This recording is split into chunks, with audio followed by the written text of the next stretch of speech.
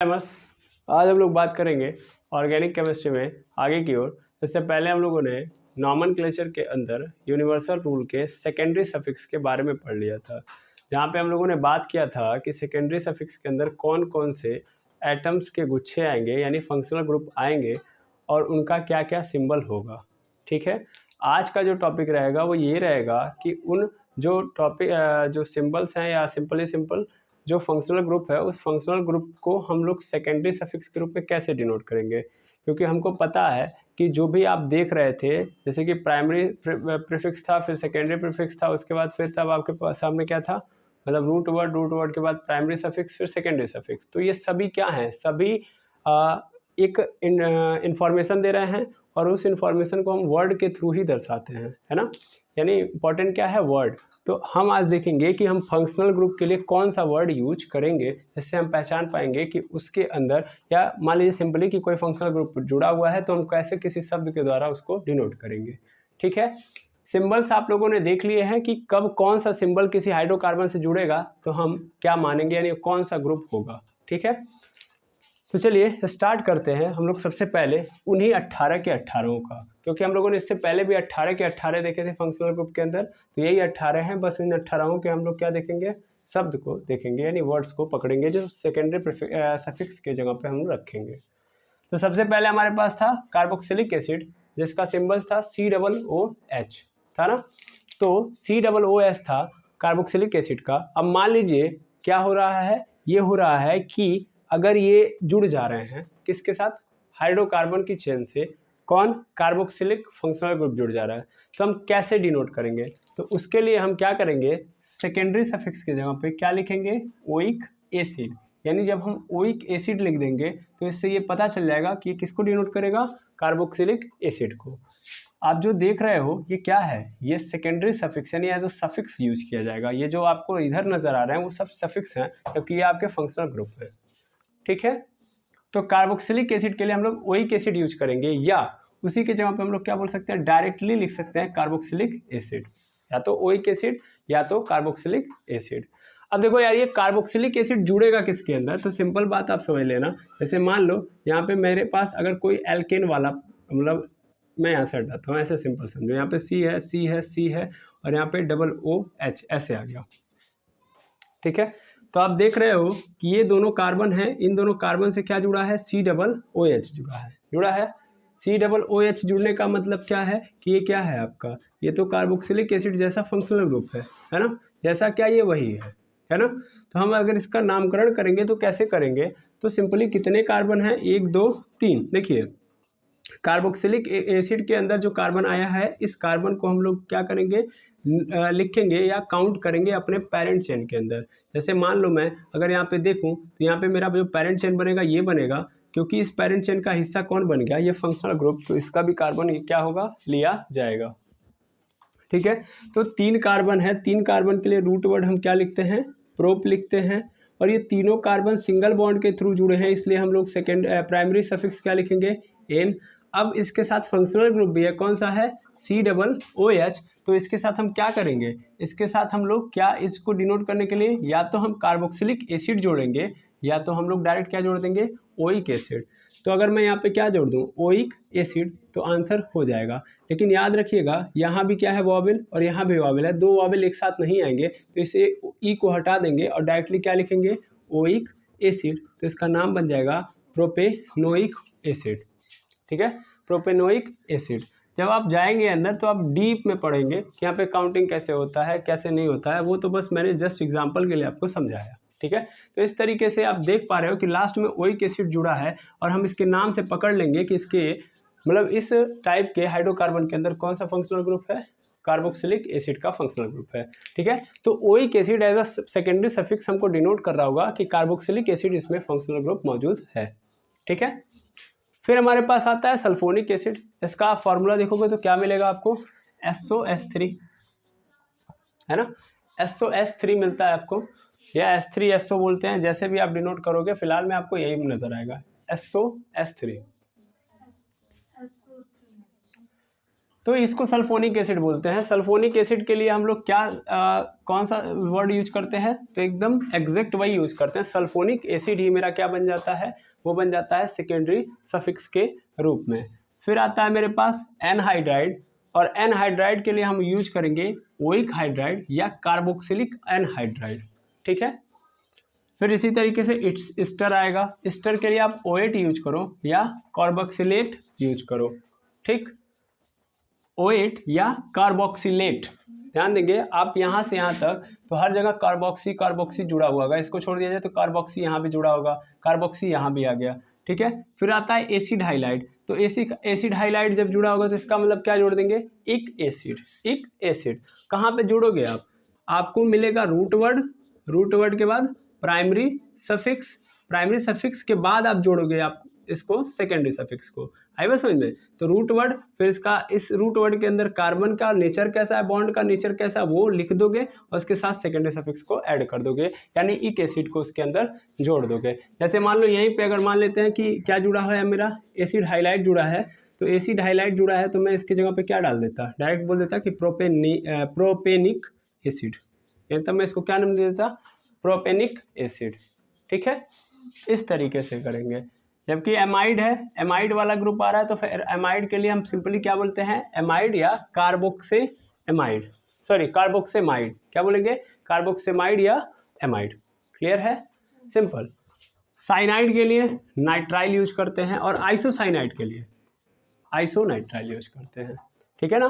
Cyanide के लिए nitrile और आइसोसाइनाइड के लिए आइसोनाइट्राइल यूज करते हैं। देखिए थोड़ा सा कंफ्यूजिंग है, यहाँ पे क्या होता है, यहाँ पे CN होता है जबकि यहाँ पे NC होता है, बस हल्का सा चेंज हो जाता है, ठीक है, याद रखेंगे।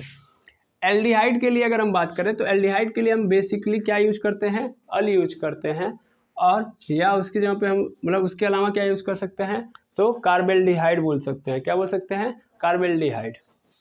फिर कीटोन ग्रुप आ गया, तो कीटोन के लिए 1 यूज करते हैं, लास्ट में क्या जोड़ देंगे 1, तो पता चल जाएगा कि ये कौन सा ग्रुप है, कीटोन। एल्कोहल है तो एल्कोहल के लिए क्या जोड़ देंगे, ऑल, एल्कोहल के लिए क्या जोड़ देंगे, ऑल। थायो एल्कोहल के लिए अगर आ गया तो फिर थायोल। एमीन है तो एमीन, सिंपल। एल्कीन्स तो इसको तो आप जानते ही हैं, ENE जोड़ा जाता है। एल्काइन आ गया तो वाइन जोड़ते हैं। ईथर आ गया तो एल्कॉक्सी रूट वर्ड, ये मैंने जो लिखा है इसको समझिएगा। एक्चुअल में ईथर का मतलब क्या है, O है ना, ये O है, O के इधर भी चैन रहेगा और इधर भी चैन रहेगा, ठीक है।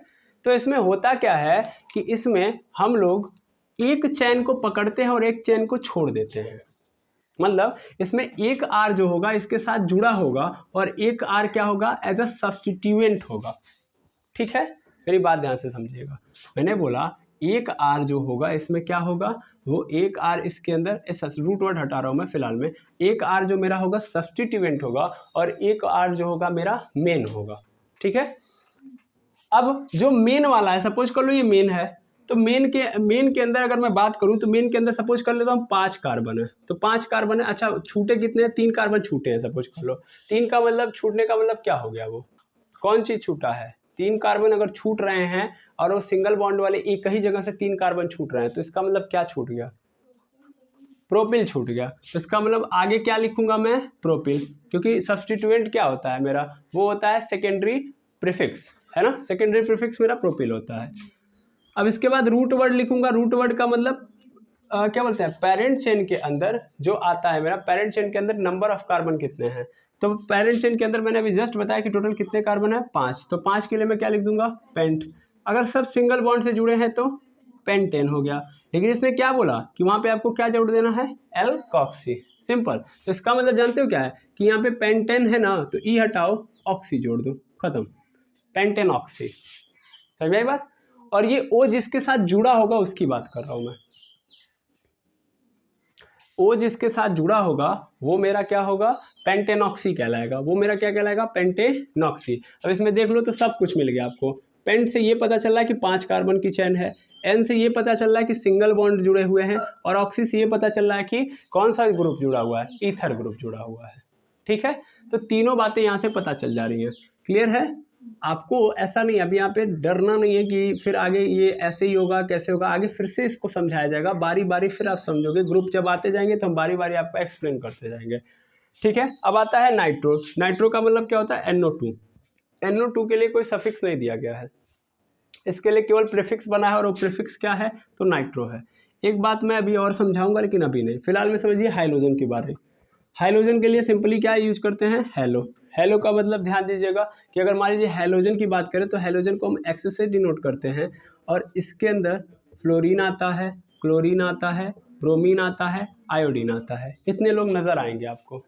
अब मान लीजिए अगर कभी क्या क्या आ रहा है ग्रुप के अंदर? फ्लोरीन आ रहा है, क्योंकि फ्लोरीन भी एक हाइड्रोजन है, क्लोरीन भी एक हाइड्रोजन है, ब्रोमीन भी हाइड्रोजन है, आयोडीन। सपोज करिए फ्लोरीन आ रहा है, तो फ्लोरीन एज ए हाइड्रोजन आ रहा है, तो इसने बोला हेलो लिखना है। हेलो का मतलब यहाँ पे क्या लिखना है? फ्लोरो लिखना है, यानी फ्लोरीन छूट रहा है तो फ्लोरो, क्लोरीन छूट रहा है तो क्लोरो, ठीक है। और ब्रोमीन छूट रहा है तो ब्रोमो, ब्रोमो, और आयोडीन छूट रहा है तो आयोडो। ये लिखना है आपको। छूट रहा है, सॉरी यहाँ पे मैं छूटने की बात बोल रहा हूँ, मतलब आ रहा है तो, ठीक है ना। अगर मान लीजिए हमारे ऑर्गेनिक कंपाउंड के अंदर, या जो हम लोग हाइड्रोकार्बन चैन लिए हैं उस हाइड्रोकार्बन के अंदर फ्लोरीन अगर आ रहा है तो फ्लोरो लिखूंगा, फिर क्लोरीन आ रहा है तो क्लोरो, ब्रोमीन आ रहा है तो ब्रोमो, और आयोडीन आ रहा है तो आयोडो लिखूंगा। क्लियर है? हाँ या ना? अच्छा, आपको एक चीज़ और मैं समझा दूँ, ये कभी कभी आपको एज अ सब्स्टिट्यूएंट भी नजर आएंगे, ठीक है। अब मैं आपको एक बात समझा दूँ, यही बातें आपको जाननी जरूरी है। देखिए, ये जितने आपको फंक्शनल ग्रुप नज़र आ रहे हैं, ये फंक्शनल ग्रुप कभी कभी ऐसा भी हो सकता है कि एज अ सब्स्टिट्यूएंट नज़र आए आपको। क्या नज़र आए? सब्स्टिट्यूएंट, यानी छूटे हुए नज़र आए, ठीक है। तो अगर ये छूटते हुए नज़र आ रहे हैं तो इनका प्रीफिक्स जानना जरूरी है। सफिक्स मतलब ये बाद में आ रहे हैं, यानी ये कहीं ना कहीं उसमें होंगे। प्रीफिक्स में बोला हूं तो प्रीफिक्स का मतलब एज अ सब्स्टिट्यूएंट की बात हो रही है, तो इनके प्रीफिक्स भी हैं। आप जो सफिक्स देख रहे हो इनके क्या है? प्रीफिक्स भी है, ठीक है। इन्हीं के आपको प्रीफिक्स भी नजर आएंगे। प्रीफिक्स का मतलब समझ पा रहे हैं? आगे हम क्या करेंगे, एक दिन और फंक्शनल ग्रुप को जब लेंगे, जब धीरे धीरे आगे बढ़ेंगे, अभी तो हम बेसिक तरीके से नाम लिखना स्टार्ट करेंगे। नाम लिखते लिखते हमको पहले सफिक्स तो पता है ना, तो हमारा अभी कम से कम मान के चलिए तो 70% तक तो काम चल जाएगा, 30% काम हमारा प्रीफिक्स से चलेगा, ठीक है। तो अभी 70% काम हम दौड़ा सकते हैं यहाँ पे, यानी कर सकते हैं यहाँ पे। तो हम लोग पहले फिलहाल में क्या करेंगे कि हम लोग इन फंक्शनल ग्रुप के इतने सफिक्स को याद करेंगे, जानकारी रखेंगे, और इनके प्रायोरिटी आर्डर को भी याद रखेंगे। आगे जब आते जाएंगे तो वहाँ से हम लोग देखते जाएंगे, ठीक है। बिल्कुल, दरवाज़ा बंद कर दीजिए। अब मैं यहाँ से आगे अगर बढ़ूँ, जैसे यहाँ पे मैं अगर आगे बढ़ूँ, तो अब मेरे लिए प्रॉब्लम ये है कि इसके ऑर्डर को याद रखना। मैंने बोला था इससे पहले भी कि हमको सबसे ज़रूरी इनके ऑर्डर को याद रखना। एक बार पुनः देख लेते हैं हम लोग कि इनके नाम कैसे हम रखेंगे, ठीक है ना। तो कार्बोक्सिलिक एसिड है तो क्या बोलेंगे हम लोग? Oic acid. सल्फोनिक एसिड है तो सल्फोनिक एसिड। एनहाइड्राइड है तो क्या बोलेंगे? डायरेक्ट ओइक एनहाइड्राइड, ठीक है ना।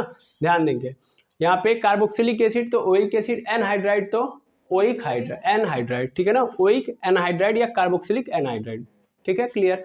ये एकदम तीनों सही है। सल्फोनिक तो सल्फोनिक, एस्टर का है तो ओएट, एस्टर का ओएट, एसिड हाइलाइड तो इक एसिड, एसिड हाइलाइड तो इक एसिड, एमाइड का एमाइड, साइनाइड का नाइट्राइल, आइसोसाइनाइड का आइसोनाइट्राइड, ठीक है ना। एल्डिहाइड का अल, कीटोन का वन, और एल्कोहल का अल। ध्यान देंगे, एल्डिहाइड का अल, कीटोन का वन, एल्कोहल का अल। एकदम सिंपल सिंपल आप देखोगे तो यहाँ से लास्ट वाला वर्ड निकाला गया, कीटोन से वन, एल्कोहल से अल, और एल्डिहाइड का एल। सिंपल, ठीक है ना। तो एल्डिहाइड से एल, वन से मतलब कीटोन से वन, और एल्कोहल से अल। एकदम सिंपल है। हाँ, इसमें सबसे इंपॉर्टेंट इनके सिंबल्स याद रखना है। सिंबल्स नहीं होंगे तो फिर कोई बहुत दिक्कत होगी। इसमें थायो एल्कोहल है तो थायोल, एमीन है तो एमीन, इसमें कोई दिक्कत है नहीं। एल्कीन है तो ये तो जानते ही हैं, ठीक है ना। एल्कीन है तो एल्कीन, इसमें भी लास्ट वाला उठाते हैं हम लोग, वाइन। और उसके बाद ईथर है तो एल्कॉक्सी, यानी OXY जोड़ देना है। नाइट्रो है तो नाइट्रो, और हाइड्रोजन तो एकदम सिंपल है। तो हमको नहीं लगता यहाँ पे कहीं पे भी आपको दिक्कत होगी, ठीक है। अगर आप पेयर्स के रूप में लेके चलेंगे तो सबसे आसान है। पेयर्स के रूप में कैसे? जैसे इन तीनों को आप एक पेयर में कर लो, है ना। ये तीनों एक साथ पेयर में आ जाएंगे, ठीक है। ये तीनों एक पेयर में आ गए, इन तीनों को आप लोगों ने एक पेयर में कर लिया। तो आप जब इन तीनों को हाँ, इन तीनों को एक पेयर में करिए। तो कार्बोक्सिलिक का ओइक, सल्फोनिक का सल्फोनिक एनहाइड्राइड का ओइक हाइड्राइड या सॉरी ओइक एनहाइड्राइड, एस्टर का ओएट और एसिड हाइलाइट का इक एसिड और एमाइड का एमाइड। तो इन दोनों को एक में कर लीजिए, है ना, क्योंकि ये थोड़ा सा अलग हो जा रहा है। एस्टर का ओएट और एसिड हाइलाइट का इक एसिड, फिर एसिड एमाइड है, साइनाइड है, आइसोसाइनाइड है, तो ये तीनों एक में हो जाएंगे। देखिए एमाइड का एमाइड, साइनाइड का नाइट्राइल, आइसोसाइनाइड का आइसोनाइट्राइल। सिंपल है, सिंपल है बिल्कुल। अब एल्डिहाइड का, कीटोन का और एल्कोहल का और थायो एल्कोहल का, सर एमीन तक आप ले सकते हैं, है ना, क्योंकि इसमें कुछ तो अलग है नहीं। एल्डिहाइड का एल, कीटोन का 1, एल्कोहल का अल, थायोल का थायो और थायो एल्कोहल का थायोल, एमीन का एमीन। और इधर तो सबसे ईजी है ना, एल्कीन्स एल्काइंस आ गया। फिर उसके बाद आता है आपका ईथर, नाइट्रो और हैलोजन। तो इन तीनों को एक साथ कर लो, है ना, इन तीनों को एक साथ कर लो। अब ग्रुप देखो तो पहले 3 का बना, फिर 2 का बना, फिर 3 का बना, फिर 5 का बन गया। 5 है ना, 1 2 3 4 5, है ना। तो पहले 3 में कौन आ रहा है, अगर आप देखिए ही मत उधर, तो सबसे पहले 3 कौन आ रहे हैं, कार्बोक्सिलिक एसिड, सल्फोनिक एसिड और एनहाइड्राइड। फिर उसके बाद हमारे पास क्या आ रहा है, सिंपल आ रहा है, एस्टर आ रहा है। एस्टर के बाद हमारे पास आ रहा है एसिड हाइलाइड, एस्टर और एसिड हाइलाइड। उसके बाद हमारे पास क्या आ रहा है, एमाइड आ रहा है, एमाइड के बाद साइनाइड और आइसोसाइनाइड। उसके बाद एल्डिहाइड, एल्डिहाइड के बाद फिर आ रहा है कीटोन, कीटोन के बाद फिर आ रहा है हमारे पास एल्कोहल, एल्कोहल के बाद क्या आ रहा है, थायो एल्कोहल, और उसके बाद एमाइंस। क्लियर है। उसके बाद तो सिंपल है ना, एल्कीन है, एल्काइन है, और उसके बाद फिर नीचे आ जाओ तो ईथर, नाइट्रो और हैलोजन। क्लियर है, सिंपल। अगर हम कोई ग्रुप ना बनाए यहाँ पे, यानी कोई ट्रिक ना बनाए, तो भी हम समझ ले रहे हैं, अगर 3-4 बार रिवाइज कर ले तो, और हमको नाम भी यहाँ से पता चल गया। कार्बोक्सिलिक एसिड है, ग्रुप अगर है तो ओइक एसिड, सल्फोनिक एसिड तो सल्फोनिक एसिड, और तीसरे नंबर पे हमारे पास क्या है, एनहाइड्राइड, तो एनहाइड्राइड का ओइक एनहाइड्राइड या कार्बोक्सिलिक एनहाइड्राइड। फिर उसके बाद दूसरे ग्रुप के अंदर हम जब एंट्री मारेंगे तो हमको क्या मिलेगा, दूसरे ग्रुप के अंदर क्या मिलेगा, एसिड हाइलाइट मिलेगा। एसिड हाइलाइट का इक एसिड होगा। देखिए, और सॉरी उसके पहले एस्टर भी तो था, एस्टर का हम लोग क्या बोलेंगे, ओएट, एस्टर का ओएट और एसिड हाइलाइट का इक एसिड। चलिए, उसके बाद आता है एमाइड, साइनाइड और आइसोसाइनाइड। तो एमाइड का तो एमाइड होता है, साइनाइड का नाइट्राइल होता है, क्या बोलते हैं, आइसोसाइनाइड का आइसोनाइट्राइल हो गया। फिर उसके बाद आता है एल्डिहाइड, तो एल हो गया, कीटोन का 1 हो गया, और एल्कोहल का अल हो गया। उसके बाद फिर क्या आता है, थायो एल्कोहल, तो थायोल हो गया। एमीन्स है यानी एमाइंस है तो फिर एमाइन हो गया। एल्कीन है तो इन हो गया, एल्काइन है तो वाइन हो गया। उसके बाद फिर आ रहा है हमारे पास एस्टर, एस्टर के लिए तो एल्कॉक्सी, यानी एकदम सिंपल याद करोगे, सॉरी एस्टर इधर है, एस्टर के लिए ओएट होता है, ईथर के लिए एल्कॉक्सी होता है, याद रखेंगे। नाइट्रो के लिए नाइट्रो ही होता है, लेकिन प्रीफिक्स होता है यहाँ पे, याद रखेंगे, प्रीफिक्स है, सफिक्स नहीं होता है। फिर हेलोजन के लिए हेलो, और यहाँ पे क्लियर समझ में आ गया होगा, है ना, याद करने की जरूरत नहीं है, ठीक है।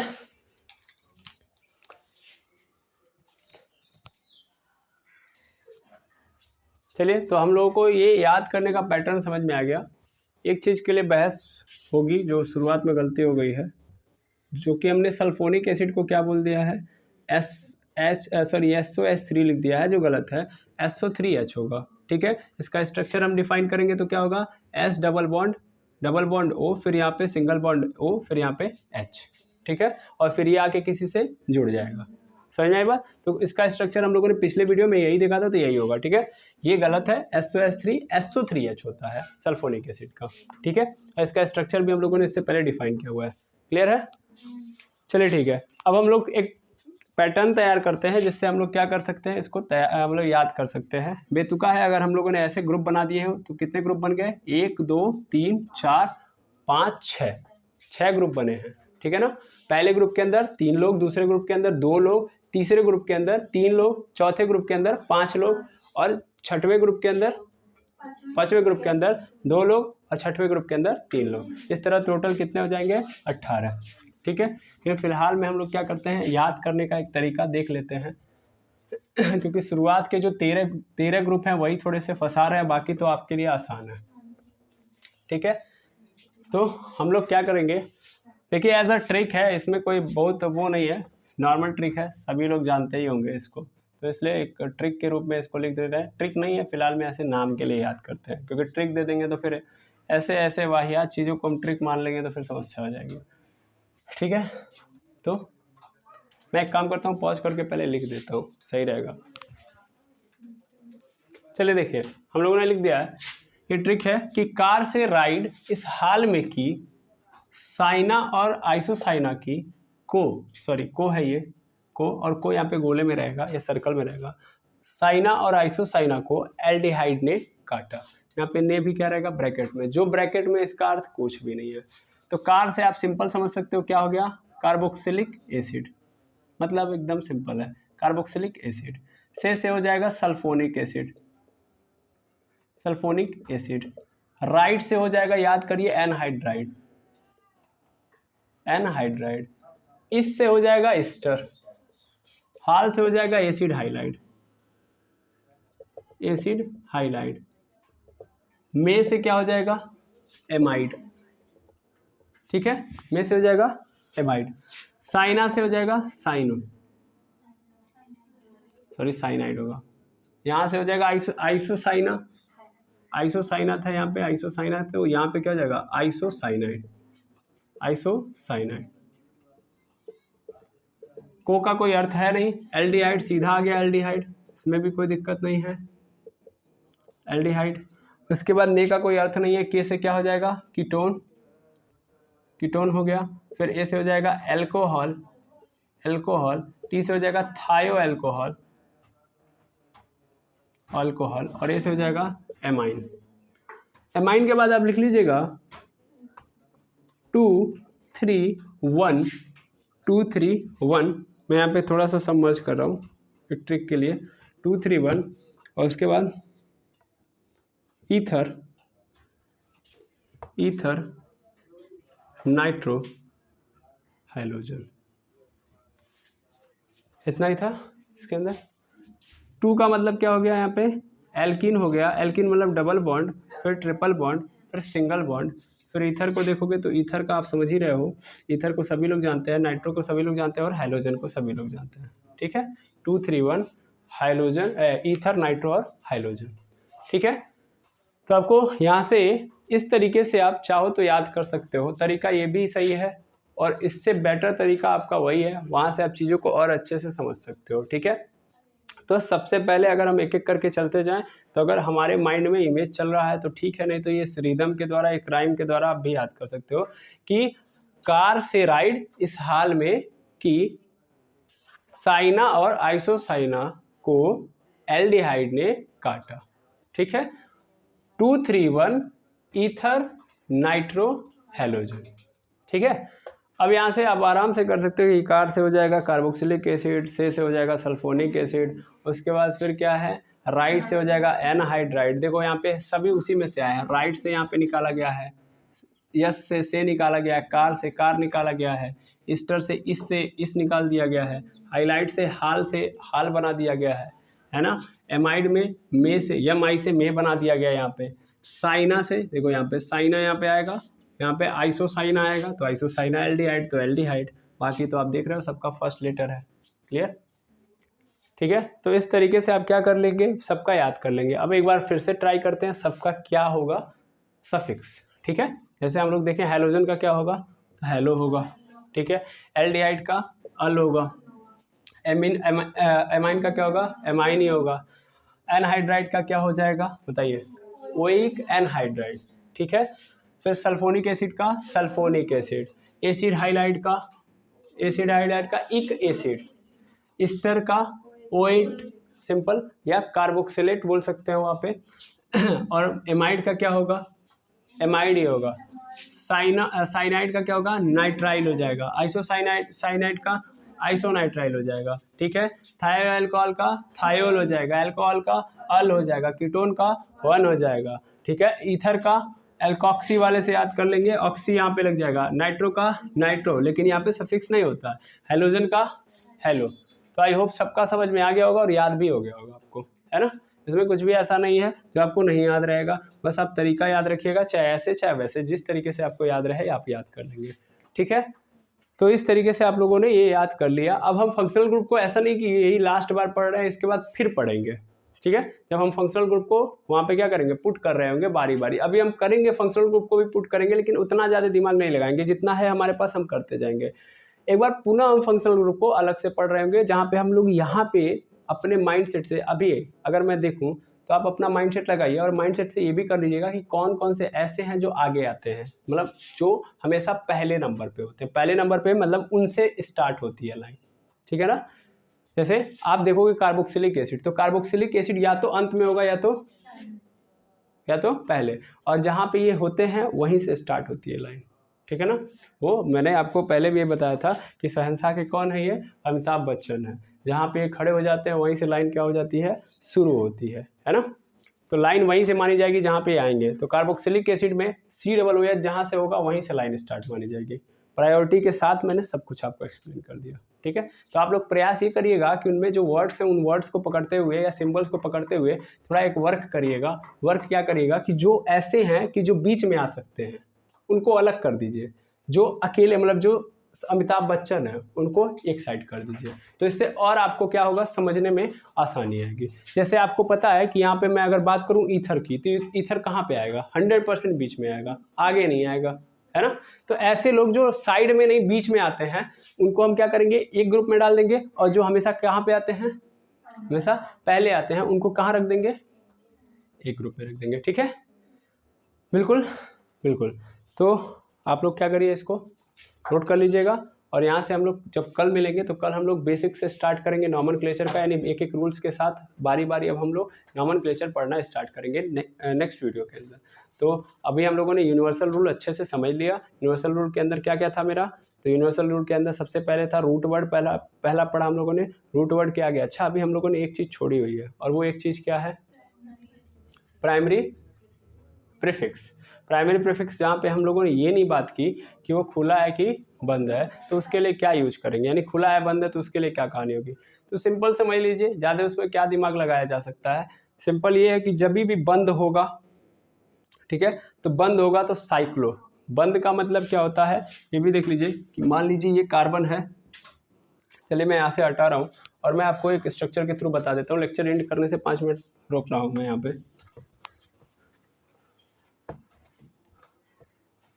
जैसे आप देखोगे यहाँ पे, तो आप लोगों ने पढ़ा होगा C6H12O6।